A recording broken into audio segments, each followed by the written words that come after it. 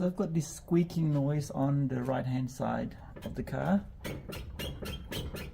I've got the engine off now and I'm just turning the steering wheel. You can hear that squeaking. Now from my research, it's apparently the lower control arm. So I'm under the car now. I've removed the plastic undercover plate. There were 8mm screws that you undo, and that's the plastic plate there, so that comes down. I've got the car on jack stand and also a backup jack stand just in case. So the source of the squeaking noise is this ball joint. So to fix that, we have to replace this control arm. So it's just this bolt, this nut, that one, and that one. Now I'm really hoping that I can remove these without having to remove this sway bar. I hope there's enough room behind here to take the bolt out. Okay, so I'm going to take out this bolt. To get to the bolt easily, I just remove this plastic thing here that's just holding on to the control arm. So to remove this nut here, this is a 21mm on this side, and behind here to counter hold it you need an E20, and because the space is a bit tight, I needed this 21mm socket and this little swivel. That's how I was able to get that nut out. Now I'm going to try to push it out without loosening this sway bar. Okay, so to loosen this nut, this is a 21. I've also got to use this impact socket and also this swivelly thing because there's no room for the impact driver. And behind to counter hold is 24mm. Okay, so there's not enough room for me to remove that bolt. The sway bar is in the way, which means I have to remove this plate, which is held together by a bunch of bolts here and a couple down here. So I have to remove this plastic undercover piece. I would probably have to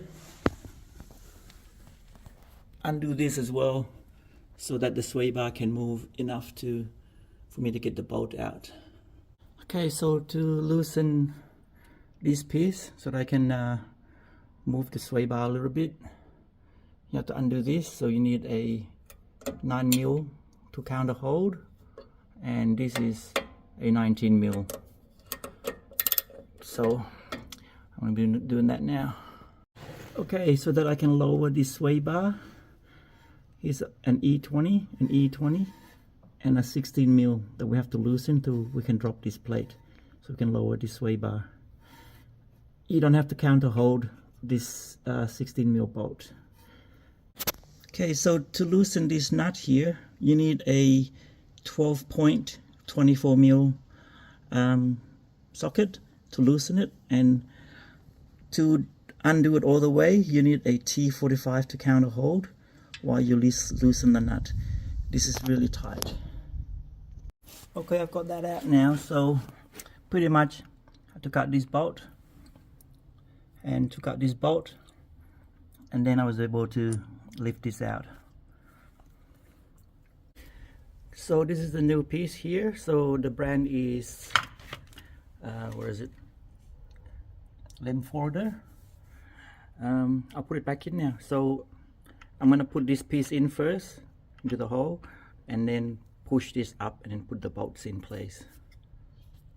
Okay, so what I've done is I've just moved the wheel, the brake around to help move this in position, and this is not a tight fitting, so this is just, it was quite loose, easy to push up when I move this piece around, just to manipulate it so I can move it in place.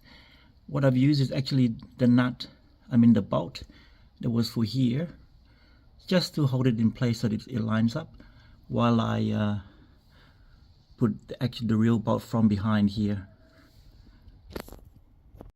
Okay, so I've got the 2 bolts in place now, and also this nut is in place. It's not tightened yet. What I'm gonna do is just tighten it so that it goes all the way in. I'm holding, but I won't torque it yet. I'm going to torque this to 250 Newton meter. That's quite high, but I'm going to counter hold this as I tighten by hand first, as tight as I can before I use the torque wrench. Then I plan to put the wheel back on so that the car is taking weight, so this side is taking weight, and then I'll torque this and this to 120 Newton meters plus 180 degrees. Okay, so I've put the plate that holds the sway bar in place. So there were 3 bolts. There was one there, one here, and one here, and I actually thought I lost a bolt because there's this hole here, but I checked back in my video and there wasn't one there before. And I checked on the other side, it's the same. There isn't one for this corresponding hole, so that's a relief. So I'm gonna tighten that. I don't know what the torque setting is, but it's gonna make it fairly tight. And then I'm gonna come up here and tighten this up again.